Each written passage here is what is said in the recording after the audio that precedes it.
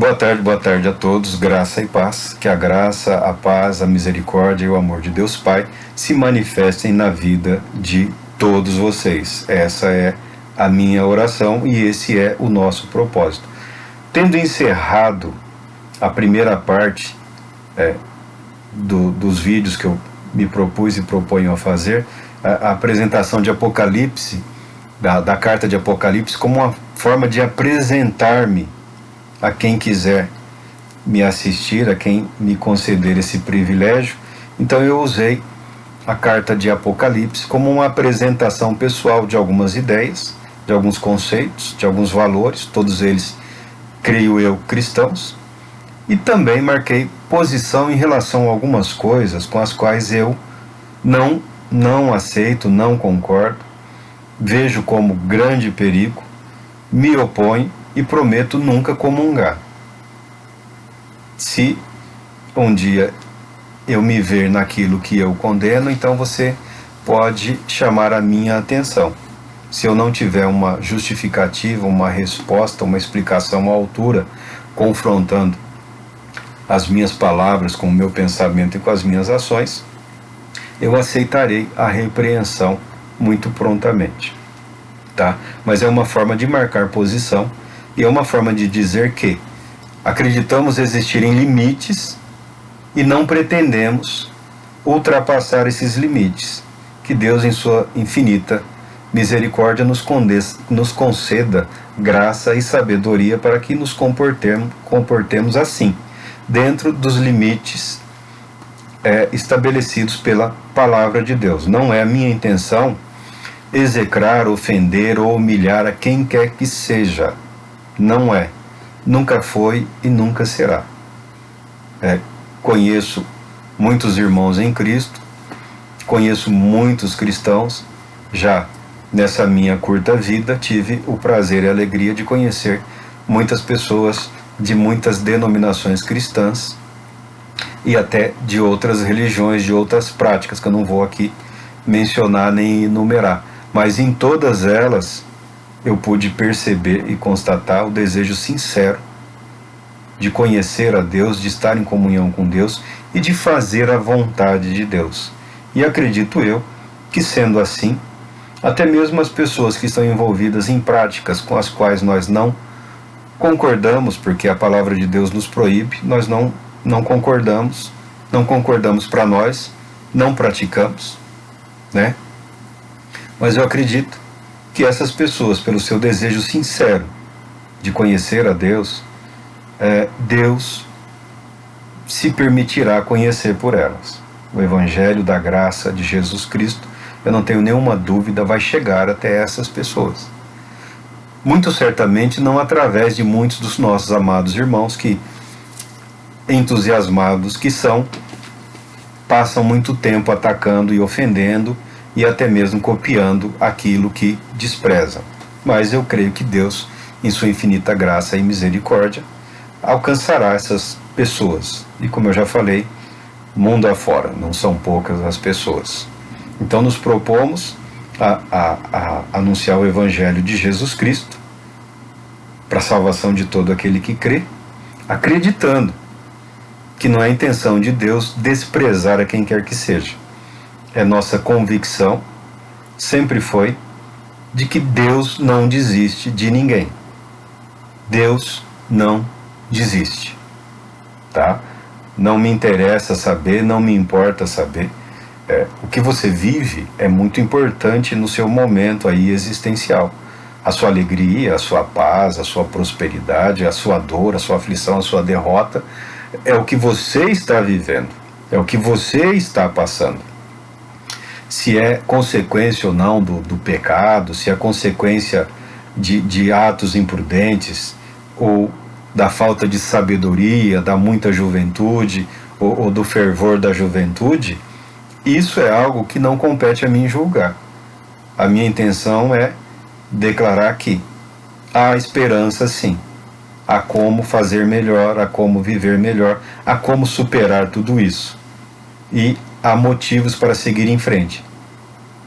Né? O estado de aparente derrota, fracasso, cansaço, dor, Isso não é motivo para desistir do Evangelho, não é motivo para desistir de Jesus Cristo, não há motivo para desistir da vida em Cristo. O que nós vemos e enxergamos, não devemos tratar com leviandade, devemos encarar com seriedade, mas sempre sabendo que há um Deus verdadeiro, há um Cristo verdadeiro e real à destra do Pai, intercedendo por nós. Há um Espírito invisível, porém poderoso,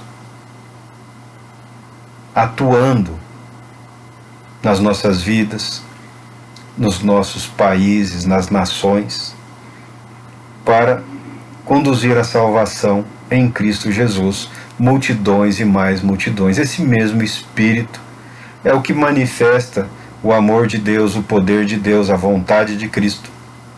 É o que nos capacita a levantarmos e a seguirmos adiante. Como vida de fé, eu encaro a vida toda. Levantar e trabalhar, levantar e seguir no ministério, levantar acreditando que hoje será melhor do que ontem, acreditando que hoje Deus tem mais para as nossas vidas do que ontem. Porque ontem nos fez chegar até aqui, hoje nos levará ao amanhã.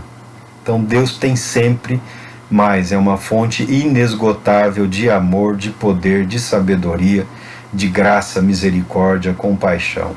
Se você precisa, em Cristo Jesus, há poder para vencer toda e qualquer situação. Tá? Me preocupa também, eu citei alguns autores, homens sérios, responsáveis, boa parte deles são traduções para a língua portuguesa. Nós já temos uma boa quantidade de teólogos brasileiros, mas ainda não se compara a tradição, a qualidade de teólogos da América ou da Europa. O que falta para nós brasileiros, então? Faltam livros. É simplesmente isso, faltam livros. O que falta para nós brasileiros é acesso a bons livros, boas bibliotecas, boa literatura, material de pesquisa, material para consulta. Tem muito material, mas mastigadinho, que a pessoa separou uma ou outra doutrina, ou uma ou aquela verdade, tá? Já tem um bom material. Não se compara à produção, por exemplo, em língua inglesa, ou até em espanhol também, é uma produção de literatura extraordinária, né? São dezenas de países de língua espanhola, mas a multidão aqui de nós que falamos a língua portuguesa, a quantidade do material traduzido ainda é pequena. Há uma fala aí, mentira, dizendo que o material digital vai superar o livro. Não é verdade, tá?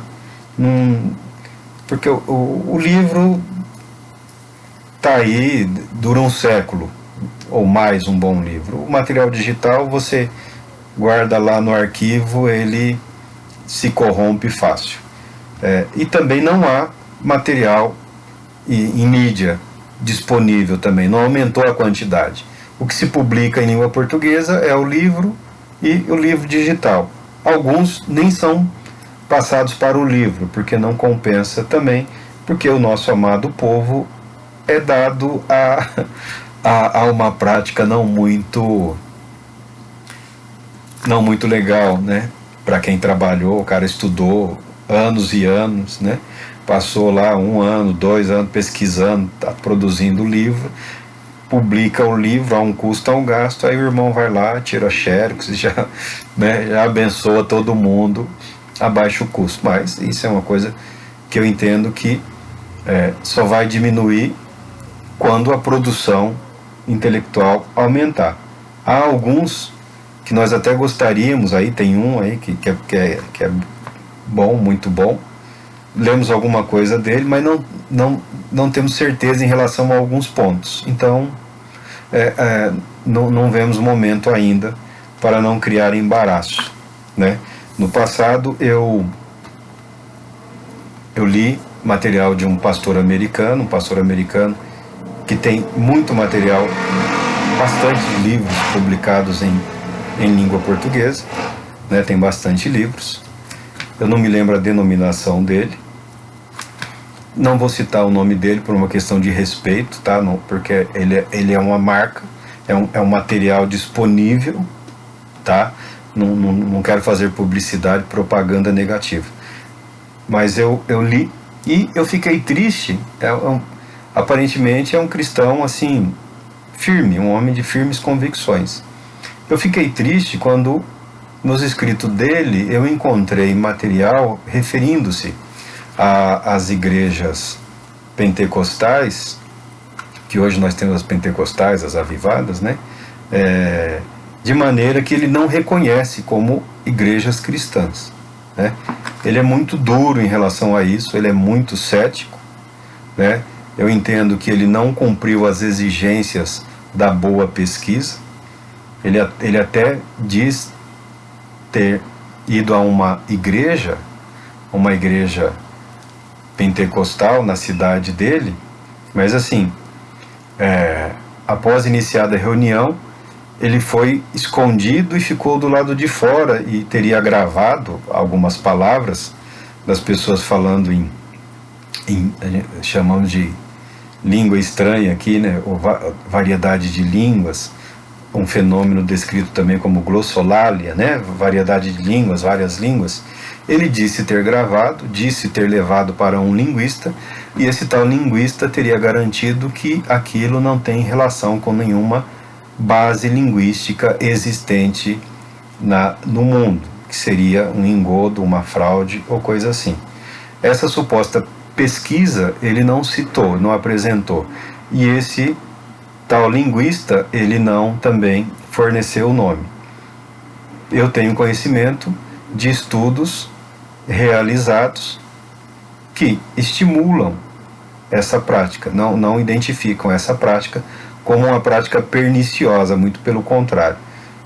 Todos os estudos elaborados até hoje na vida das pessoas que oram, tem a rotina de oração, né, de todos os credos, de todas as denominações cristãs, todas as pessoas que oram, o que se compreende é que há uma qualidade psicológica, mental melhor. Você fala, mas o irmão é estressadinho. Bom, imagina se não orasse, né? A oração faz bem também. A neurologia, a psiquiatria, não existe nenhum material do chamado mundo científico que condene a oração, a meditação, a contemplação, tá? A espiritualidade não existe. Então eu fiquei muito triste quando, já faz muito tempo que eu li, faz muito tempo mesmo. Eu fiquei muito triste, fiquei chateado, muito embora eu reconheça que ele declara fé em Cristo, muito embora ele não nos enxergue como cristãos, eu enxergo ele como um cristão, ignorante em relação a vários aspectos da palavra que ele diz ser um mestre, né? Ensina, tem cursos aí, né? Um pastor americano, ele se apresenta como um mestre, o que ele não domina, ele atribui ao inimigo, mas esse é o problema dele, tá? Como eu fiz questão de manter posição aqui em relação a alguns excessos de hoje, eu espero que você não me confunda como alguém que seja contra dons espirituais, manifestações, realizações ou operações do Espírito Santo. Porque na verdade eu passei um bom tempo sempre estudando sobre isso, sempre procurando aprender mais. E à medida que você aprende, você passa a se preocupar cada vez menos com essa questão de dons espirituais, tá? Passa a ter uma dimensão muito menor. Não justifica as divisões de igreja, o rompimento, famílias que foram separadas. Olha o que ocorreu. Não justifica, tá? Alguns poderiam ter tido mais tolerância e outros poderiam ter demonstrado um pouco mais de humildade também. Um equilíbrio seria alcançado. E está difícil hoje uma reaproximação, mas não impossível, tá? Então eu não tenho nenhuma dificuldade com questões de espiritualidade pentecostal ou renovada, dons espirituais, manifestações, muito pelo contrário. Temos muita familiaridade com isso. Dessas verdades nunca nos afastamos, mas sempre procuramos equilibrar com o estudo da palavra de Deus. É o que nós sempre procuramos. Então, por favor, não se ofenda. Não pense que estamos desprezando ou tentando desconstruir a tua fé, tá? Já fomos jovens também e sabemos que jovens são dados a excessos. E os excessos podem ser contidos, né? Quanto melhor e mais intensa a orientação, mais progresso haverá nessa agenda espiritual. Questão ainda bastante carente na literatura brasileira, mesmo os chamados renovados, pentecostais, pouquíssimo material há nesse sentido, porque é algo que diz respeito à devoção pessoal, a devoção em grupo, é algo que diz respeito a um ato ou uma manifestação de fé. Então a pessoa tem dificuldade em aceitar, às vezes, um maior regramento, tá? Mas isso é perfeitamente normal. Identificando esse ponto, marcando esse ponto, como esse pastor ele usa o livro, a carta de Paulo à igreja de Corinto, para dizer que ela representa ou exemplifica o fracasso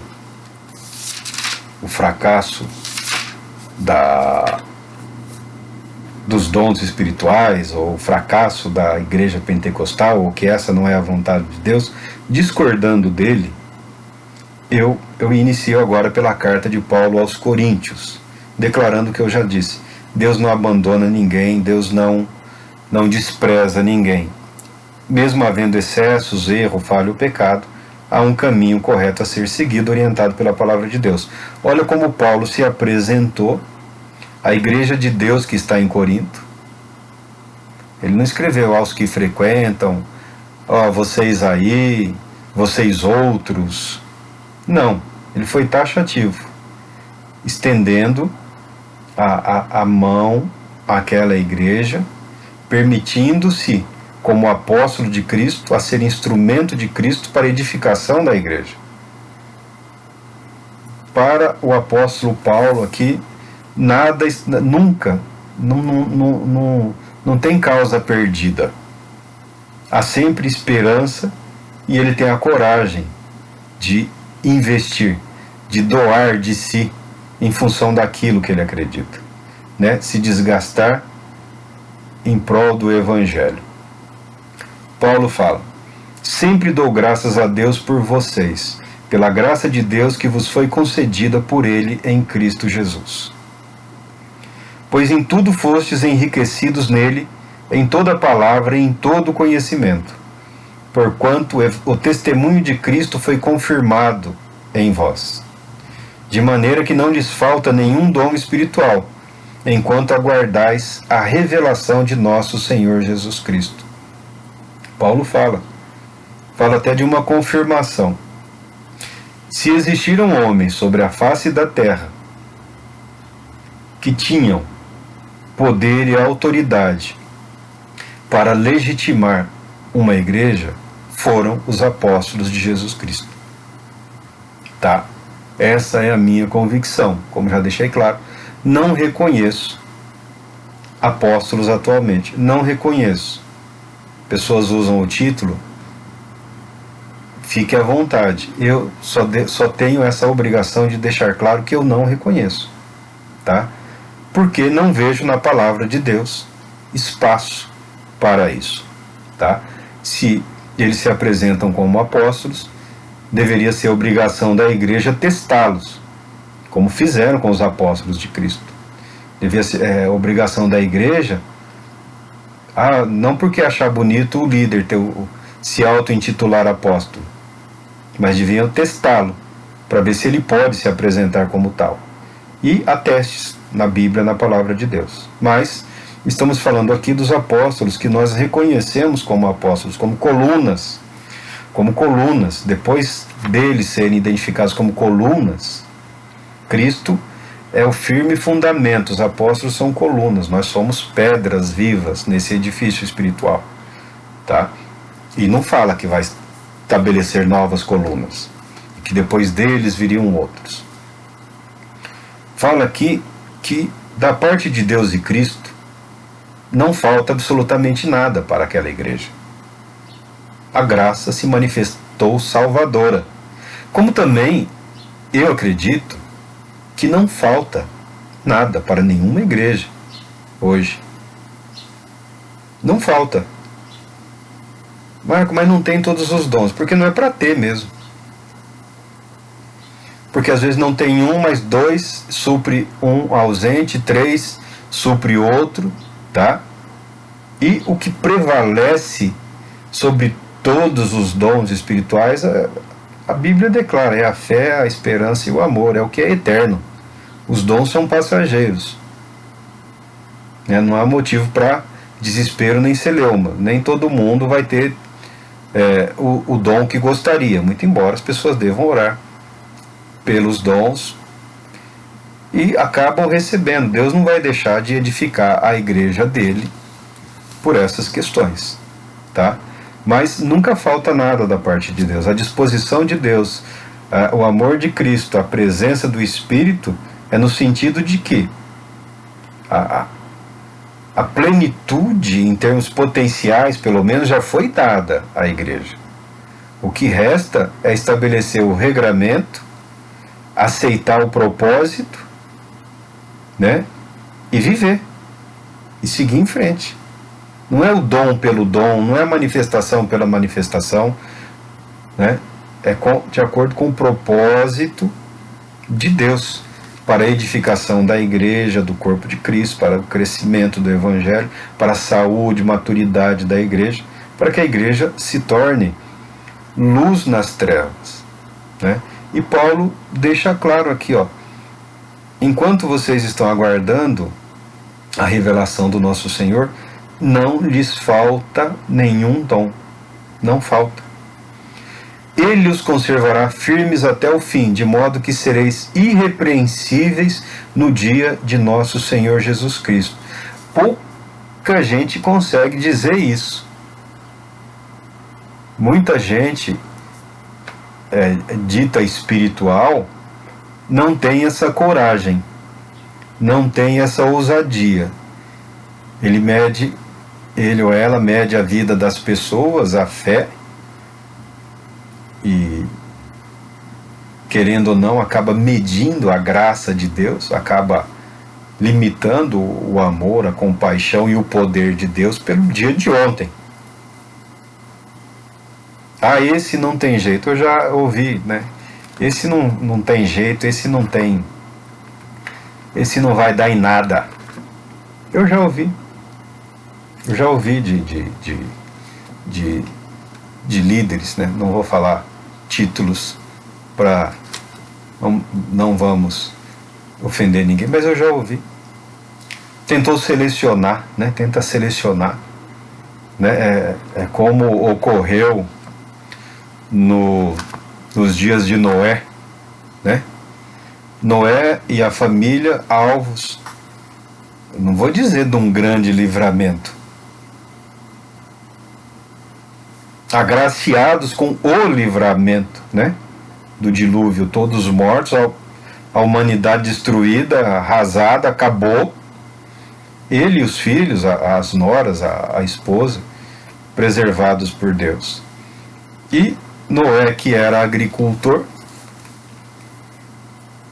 tinha levado umas sementinhas lá de uva, lá da parreira lá, plantou, colheu, né, fermentou, bebeu do vinho, bebeu até se embriagar, foi para a tenda dele, bêbado que estava, no fogo da bebida, ficou nu. O filho, o Cã, foi desrespeitoso, né? Entrou na tenda do pai. Naquele tempo, você entrar na tenda ou no quarto do seu pai não era assim. Pai não tem esse nível de intimidade que nós temos hoje, né? Pai era referência, pai era um sacerdote, pai era uma presença suprema na família. Ainda mais Moisés, né? Moisés não, Noé. Ainda mais Noé. É que eu estava pensando em Moisés. Ainda mais Noé, que ali, depois do dilúvio, é o pai da humanidade. Então, os filhos, netos, bisnetos, tatarané, a humanidade estava ali, prosperando através dele. O filho entrou, viu que o pai estava nu, saiu e contou para os irmãos. Os irmãos, temendo a repreensão severa do pai, pegaram uma capa, um irmão ombro com o outro, né, de costas, entraram na tenda até tropeçar lá e jogaram a capa sem ver o velho Noé nu. O sujeito sarou da carraspana e a primeira coisa que ele faz foi amaldiçoar o neto. Até hoje ninguém conseguiu me explicar por que Noé amaldiçoou o neto. É claro que o filho ele não poderia amaldiçoar nunca, porque os filhos, ele, a esposa, as noras, os filhos, junto com Noé, foram alvos da graça salvadora de Deus. Nem se ele quisesse, ele conseguiria abrir a boca. Não podendo, talvez o primeiro rosto que ele tenha visto na frente dele, sem seus filhos, ele amaldiçoou o neto de Cã, chamado Canaã.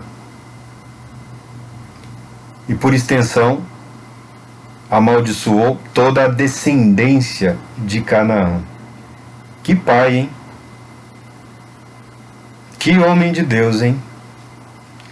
Isso porque Noé é o que achou graça aos olhos de Deus. Para pensar no restante que foi destruído. Junto com o livramento, vem um espírito de gratidão, de amor eterno. Mas lá no fundo, ainda tinha alguma coisa do velho mundo. Mas lá no fundo, lá na alma do Noé, tinha uma saudade, tinha um quê com o velho mundo? Tinha sim. Porque ele bebeu, não estou nem preocupado que ele bebeu. Não interessa que ele se embriagou. Porque ele amaldiçoou. E não venha me dizer que foi profético isso daí, que eu entendo que não foi. Porque é algo inerente à natureza humana. Estes que me beneficiaram, mas já eram abençoados por Deus, não eram abençoados por Noé.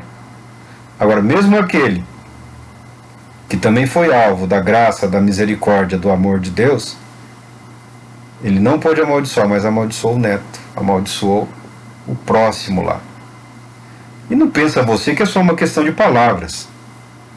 Isso implica numa exclusão permanente da presença. Isso significa uma exclusão das bênçãos. Isso significava uma exclusão da presença na mesa, na ceia. Consciente, deliberadamente, ele escolheu um grupo para não estar com ele. Porque o que foi preservado em vida também era preservador da fé, do conhecimento, da consciência. Amaldiçoando, ele excluiu aquele grupo do que havia de melhor nele e que ele tinha a obrigação de transmitir aos filhos, netos, bisnetos. Não é só uma questão de estar lá fazer o ofício. É a comunhão, é o ato. É o declarar: nós somos e fomos agraciados pelo mesmo Deus e Pai. A oração do Pai Nosso, que muita gente não gosta, ela não tem eu. Já parou para pensar? Quando Jesus traça as diretrizes para a oração dos apóstolos, para a oração comunitária, não tem eu. Meu Deus, eu estou aqui. Não. É Pai Nosso, nosso Pai. Ele disse para Canaã praticamente: você não tem parte com Deus. E no que dependia de Noé, nós vemos a história que deu no que deu. Algumas Bíblias têm alguns comentários indecorosos, alguns comentários até absurdos em relação a esse evento lá da vida de Noé. Eu devo te dizer que esses comentários são decorrentes de alguns comentários ou estudos que os judeus têm. Os estudiosos da Bíblia, eles fazem alguns comentários, e tem um especificamente que eu não vou citar porque é uma grosseria, que não deveria ser citado, que eu não sei porque também, na margem de rodapé da Bíblia hebraica, eles mantêm isso. Um rabino fez um comentário lá, mas o importante você saber é que na linguagem dos rabinos, desses estudiosos, eles usam de figuras. Alguns comentários não são para ser interpretados literalmente, não deveriam ser nem pronunciados. Eles têm o objetivo de criar espaço na mente, né? Como que limpar a casa, né? de tirar os obstáculos para permitir o fluxo de uma ideia, de um conceito. Então pegaram a pior ideia possível e eu não sei porque eles também colocam lá. Isso também chegou a muitos cristãos. Não caia nessa, não vai nisso daí não, tá? São homens sábios, são inteligentes, e o poder da literatura de sabedoria é desmascarar a nossa estupidez. Então aquele que é sempre apressado, acelerado em tomar como verdade absoluta um comentário específico, ele está se expondo ao ridículo, né? Ele está se expondo a zombar de tudo que diz na palavra de Deus. Absurdo, é imperceptível, tá? Mas como foi nos dias de Noé, como foi na vida de Noé, é na vida de muitos hoje. O sujeito acredita realmente que a palavra dele pode separar alguém do amor de Deus em Cristo Jesus. O cara viu, leu, pesquisou, falou: não, esse não tem jeito, não tem salvação, essa igreja não tem solução. Eu não acredito nisso. Falando dos americanos, o movimento pentecostal lá, no seu início, foi perseguido. Foi perseguido pelas autoridades públicas, pelas autoridades, por conta da legislação. Mas o que muitas pessoas não falam é que o movimento, quando surgiu, quando explodiu numa determinada região lá, né, o movimento pentecostal, ele envolvia pessoas, lá eles não gostam que fala negro, né, lá eles preferem que se fale preto. Aqui você fala preto, você vai para a cadeia. Envolvia negros, brancos, latinos, né, envolvia pessoas de todas as origens, de todas as etnias. Num momento em que a legislação americana proibia que pessoas de cores diferentes, de raças diferentes, ocupassem o mesmo espaço, tá? A perseguição não foi por uma questão doutrinária, foi por uma questão, era a legislação, ó que ponto, a legislação sanitária, porque achavam que não era saudável misturar, deixar no mesmo lugar as pessoas de cores diferentes. Havia ideias preconceituosas, como ainda hoje há, mas naquele tempo o preconceito estava na lei. Então podia-se chamar a polícia e dispersar a reunião. Tanto que lá, o que aconteceu por conta disso? O movimento ele não acabou, foi exatamente o oposto. Aquelas pessoas que se reuniam em alguns lugares específicos para experimentarem, para vivenciarem uma renovação espiritual, um avivamento, um despertar espiritual na vida deles. Raças diferentes, eu não acredito em raças diferentes, eu acredito que a humanidade é uma só raça, mas para facilitar, etnias diferentes, grupos diferentes, brancos, pretos, vermelhos, amarelos, latinos, foram separados. E essa separação também proporcionou um avivamento em outras áreas. Você pode ficar chocado, mas eu não. Algumas igrejas que estão hoje aí no Brasil e no mundo são decorrentes de um avivamento espiritual na comunidade branca americana, tá? É claro que nem todos são racistas, a maioria não é. Mas as leis existiam e as pessoas, um bom cidadão, seguia as leis. Mas Deus não, é o que eu falo, Deus não abandonou a igreja, apesar das dificuldades da igreja. Deus não deixou de abençoar, apesar das limitações da igreja. E o apóstolo Paulo já falava isso há muito tempo. Já falava isso há muito tempo. Porque quando a igreja aqui, que está crescendo, está se expandindo, ao mesmo tempo que o inimigo, os adversários tentam contaminá-la, tentam calar a igreja, tentam influenciar, ela vai se descobrindo em sua identidade. Porque era uma época de escravidão também.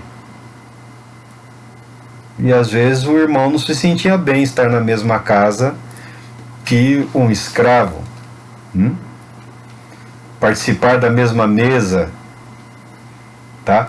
Todas essas questões que nós vemos hoje, inerentes à superficialidade e à limitação nossa, do nosso mundo, do nosso ambiente, da nossa consciência, isso sempre existiu, isso sempre teve.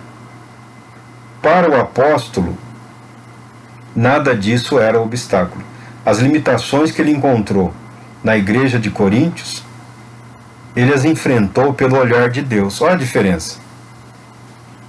Se tem uma coisa nesse dom que é o apóstolo, eu não acredito em dom de apóstolo. Eu acredito que o apóstolo é o dom.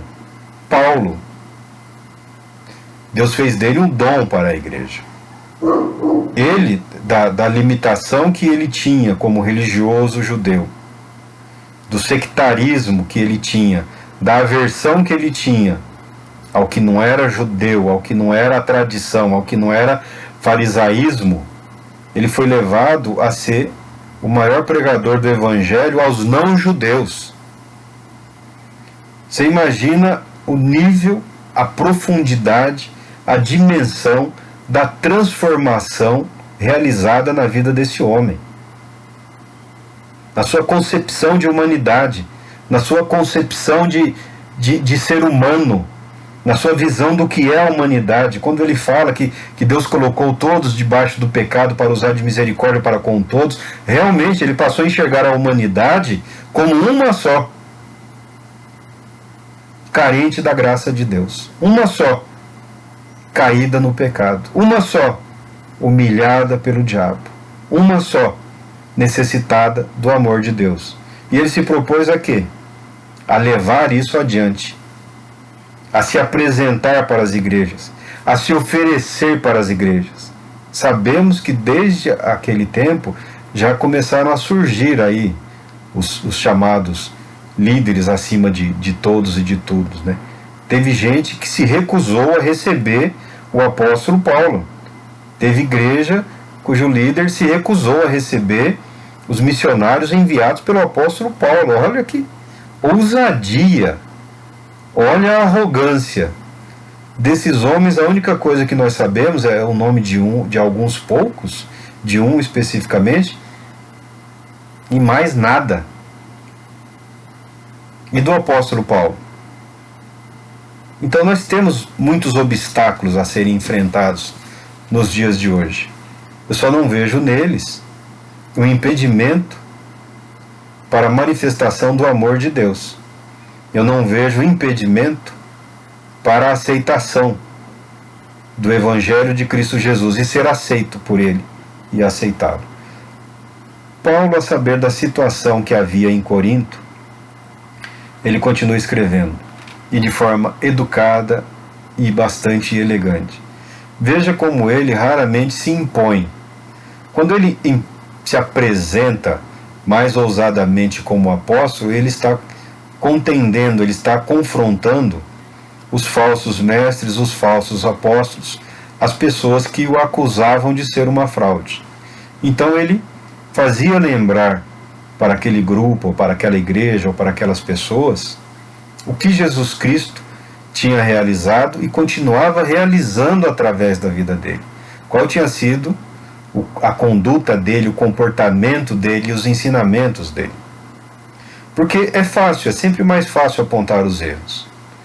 É mais fácil dizer, você olha aí na sua experiência de alguém que viveu 60 anos, grande coisa. Ou, nos dias passados lá, vivia-se muito. A nossa perspectiva de humanidade e do agir de Deus mal contempla um século. Né? Daqueles que nasceram e cresceram integrando o corpo de Cristo 70 anos. E eu acredito que coisas maravilhosas foram vistas, experiências maravilhosas foram vividas, mas nada se compara ao que ocorria na vida do apóstolo e ao que pode realmente ocorrer diante de um avivamento que não tente beneficiar a cor da pele, de um avivamento que não esteja preocupado com a condição social do indivíduo, do avivamento que não se limita ao estado moral daquela pessoa nesse momento. Um avivamento que declara que o poder de Deus, que o Evangelho de Cristo é suficiente. Um avivamento em que a igreja se coloca como serva de Cristo, disposta a ajudar os que precisam de Jesus Cristo. A igreja se tornando as mãos de Cristo, os olhos de Cristo, os ouvidos de Cristo, a boca de Cristo, o coração de Cristo. Você imagina o poder de uma igreja que tem o pulsar de Cristo, do coração de Cristo em si. Que impacto isso acarretará na vida das pessoas que precisam de Cristo, não precisam de nós, não precisam da nossa opinião, não precisam do nosso estatuto, não precisam da nossa declaração de fé, não precisam de longas orações, não precisam de explicações. Elas precisam sentir o amor de Cristo através das nossas vidas. Isso só é possível, só será possível quando nós nos colocarmos verdadeiramente como servos de Cristo. Servo, servo, servo. O apóstolo Paulo nunca colocou o seu apostolado como uma hierarquia. Aliás, nenhum dos apóstolos. Na verdade, era uma responsabilidade. O apostolado deles era um calvário, era cada um carregando a sua cruz.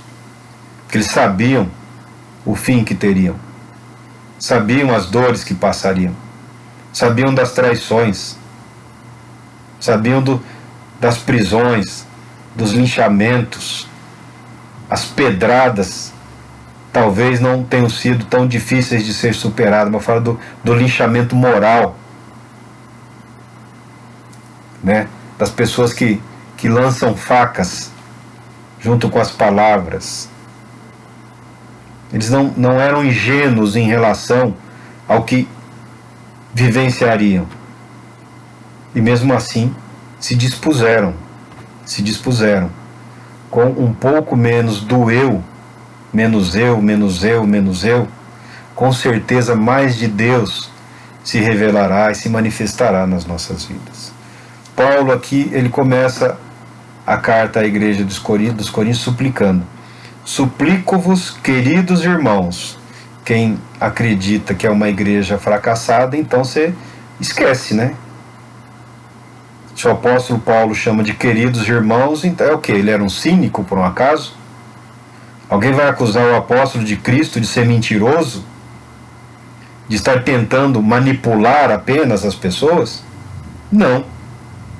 Irmãos, queridos irmãos, pelo nome de nosso Senhor Jesus Cristo, que concordeis uns com os outros no que falam, a fim de que não haja entre vós divisões, antes sejais totalmente unidos sob uma mesma disposição mental e no mesmo parecer.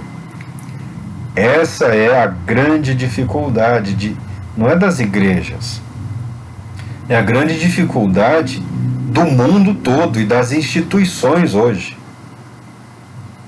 Muito embora toda instituição tenha hoje aí uma declaração de propósito, objetivo, alvo, tem uma lista lá, que eu, na minha ingenuidade, falo, mas não é a mesma coisa, o propósito e o objetivo? Como é que é o objetivo? Mas tudo bem, mas tem lá, tem um estudo para explicar isso daí. Que todos falem a mesma língua. Estabelecer uma unidade de fé, uma unidade de convicção, uma unidade de propósito, não é tão difícil. Permanecer naquela unidade de propósito, naquela visão, naquela disposição, é que é difícil. Por isso que muitos preferem não estar nesse ou naquele lugar. O que tem de errado? Não tem nada errado. Eu também vou dizer, se alguém me perguntar, não tem nada errado, só não é para mim.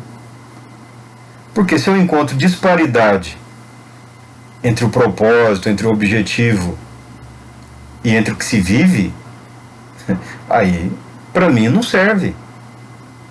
Você pode dizer, Marco, você não está à altura. Tudo bem, eu aceito, eu concordo, eu respeito. Agora, o que na minha vida não está à altura de? Porque se o padrão que eu acredito seja é Jesus Cristo, eu não sou nada, não sou ninguém. Nunca disse que era. Só me jogo aos pés dele e clamo por misericórdia, por graça, por sabedoria.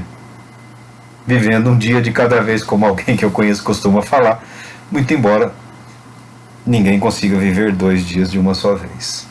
Agora, o padrão é o quê? A referência é quem? Qual que é o valor? Quais são os valores? Ah, mas não é assim. Não, mas eu preciso saber, eu preciso me situar. O que está valendo? O que é o correto para todos? É. O que é errado para todos? É.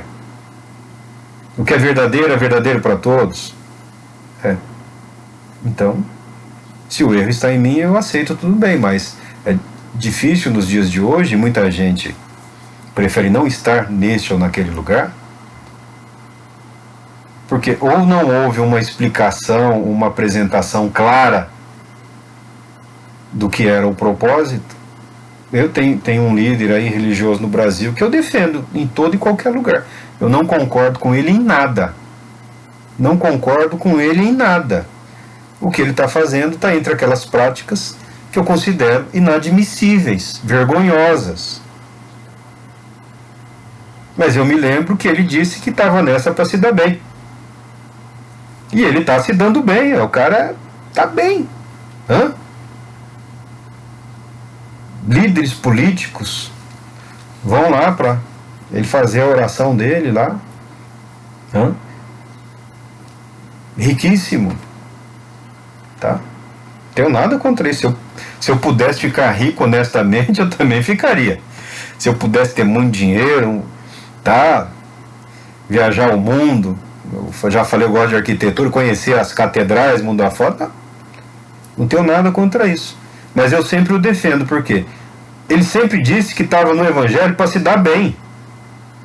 Ele nunca disse que estava para servir a Deus. Nunca disse que era para a glória de Deus ou para a glória de Cristo.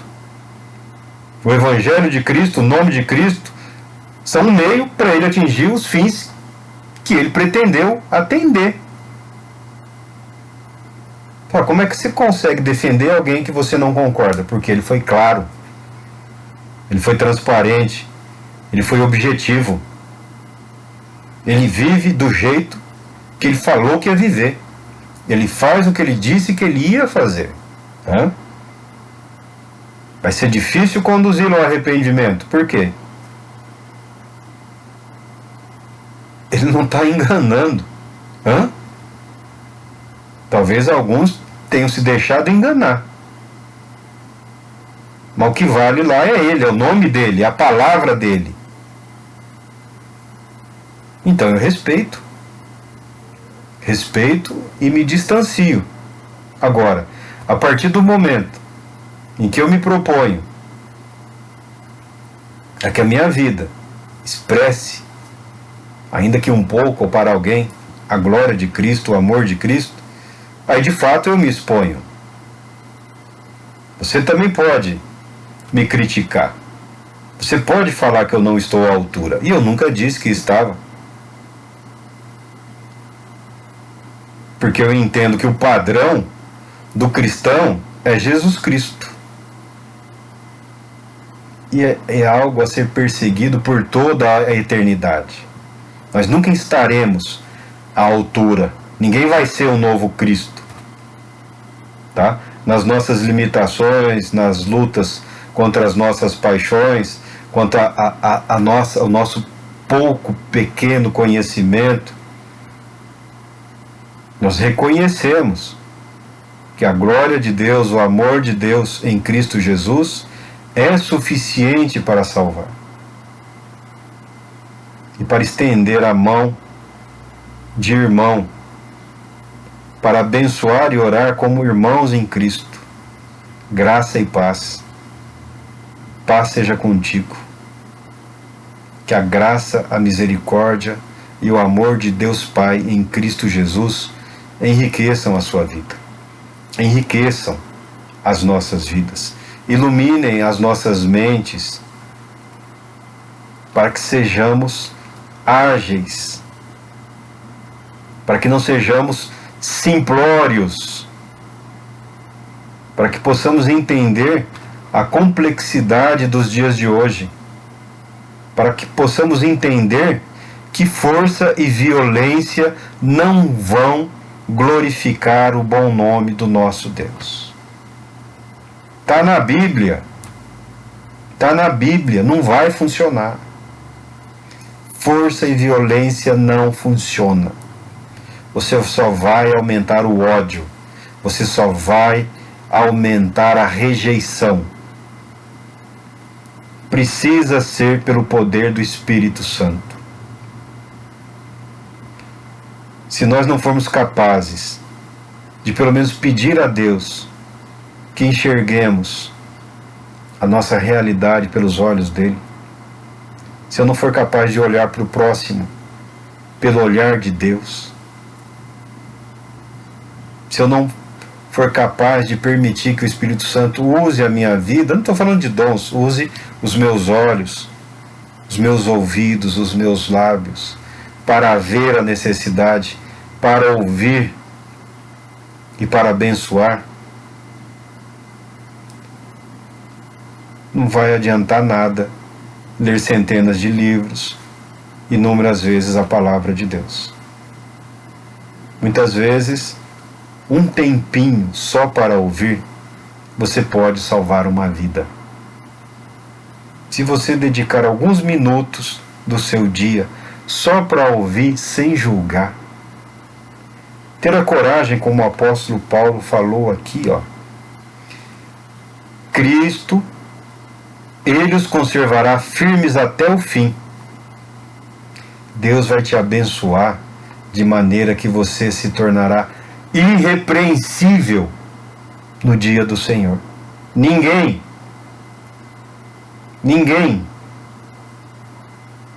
poderá dizer ou apontar o dedo contra você em nenhum sentido diante do nosso Deus.